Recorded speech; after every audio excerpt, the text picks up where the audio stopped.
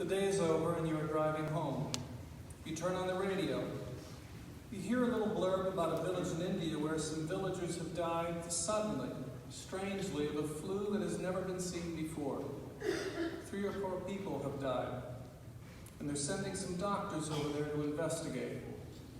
But you don't think much about it. But on Sunday, coming home from church, you hear another radio spot. Only they say it's not 3 villagers, it's 30,000 villagers in the back hills of a particular area of India. And it's on TV that night. CNN runs a little blurb. People are heading there from the Center for Disease Control in Atlanta because this disease strain has never been seen before. By Monday morning, it's the lead story. It's not just India, it's Pakistan, Iran, and before you know it, you're hearing this story everywhere, and they have coined it as the mystery flu. The president has made some comments inviting everybody to join him in thoughts and prayers that all will go well over there. But everybody has begun to wonder, how are they going to contain it? That's when the president of France makes an announcement that shocks Europe. He's closing their borders. No flights from India, Pakistan, or any of the countries where this thing has been seen.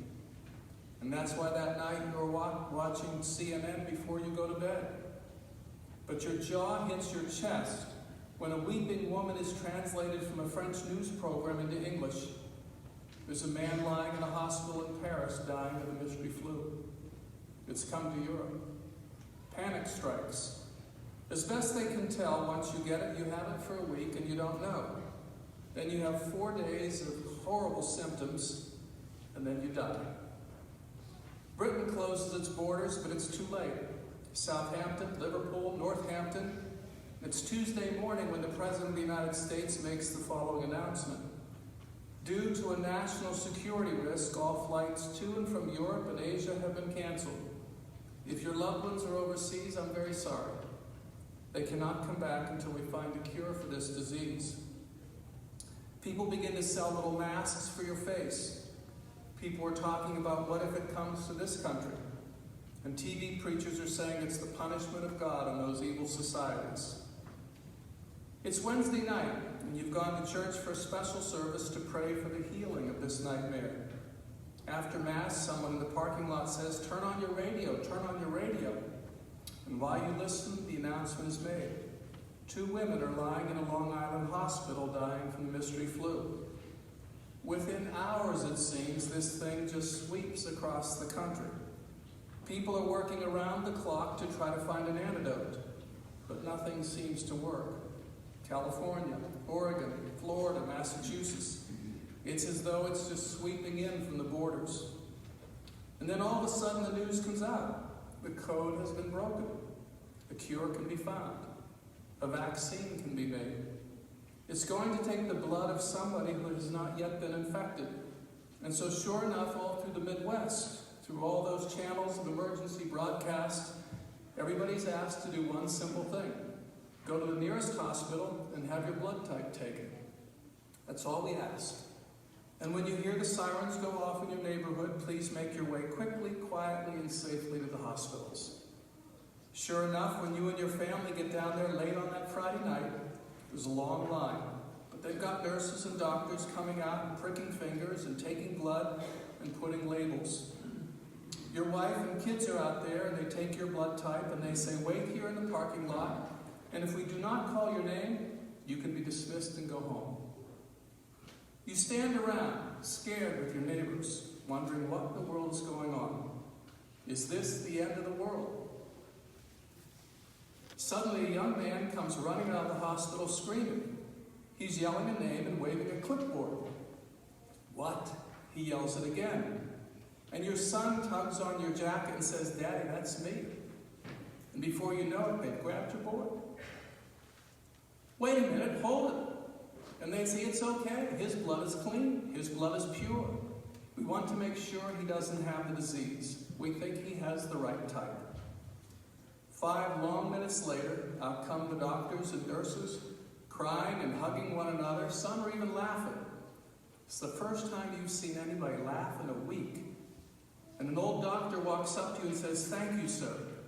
Your son's blood is perfect. It's clean, it's pure, and we can make the vaccine. The word begins to spread all across the parking lot full of folks. People begin to scream and pray and laugh and cry. But then the gray-haired doctor pulls you and your wife aside and says, "May we see you for a moment? We didn't realize the donor would be a minor, and we need you to sign a consent form." You begin to sign, and then you see that the number of pints of blood to be taken is left blank. How many pints? And that's when the old doctor's smile fades and he says, "We had no idea it would be a child. We weren't prepared. But we need all of your child's blood. All of it." But you don't understand. We're talking about the whole world here. Just sign. We need all of it. We need all of his blood. Well, can't you give him a transfusion? If we had clean blood, we would. Can you sign? Would you sign? And in numb silence, you do. And then they say, "Would you like a moment with him before we begin?" Can you walk back into that room where your son sits on a table saying, "Dad, Mom, what's going on?" Can you take his hands and say, "Son, your mother and I love you very much. We've never let anything happen to you that just didn't have to be." Do you understand that? And when that old doctor comes back in and says, "I'm sorry, we've just got to get started, because people all over the world are dying," can you leave?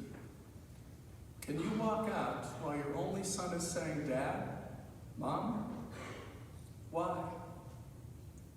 Why have you abandoned me?" And then next week, when the funeral to honor your son, some folks sleep through it. Some folks don't even come because they've gone golfing or to the beach. Some people come and spend the time texting and doing email. Some show up late, some leave early. Most of them drop just $1 or $2 into the fund for the memorial to the boy who saved the world. And some give nothing at all. Would you want to jump up and say, "My son died"? Don't you care? Is that what God says to us on Passion Sunday? My son died. Don't you care? For God so loved the world that he gave his only begotten Son.